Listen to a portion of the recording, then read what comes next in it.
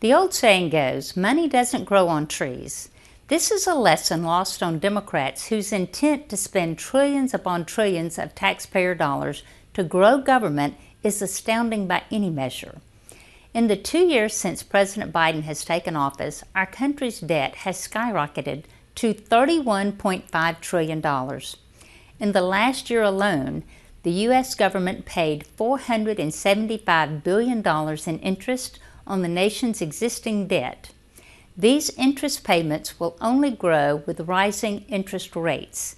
The American people deserve to have their hard-earned tax dollars spent responsibly and not on ridiculously high interest payments simply because presidents and Washington politicians fail to write balanced budgets. I have reintroduced a balanced budget amendment to the U.S. Constitution to require the President and Congress to enact annual balanced budgets. Most Americans understand that our growing deficit and national debt will catch up with us if we don't act to control spending. We must learn to live within our means.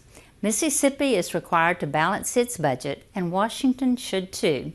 My balanced budget amendment provides the American people and our nation's leaders with a responsible framework to save the country from a future of perpetual and unsustainable red ink. Now is the time for Congress to adopt a strong framework from which to tackle our nation's long-term fiscal problems. I will do everything I can to have the Senate and House consider this responsible measure as soon as possible.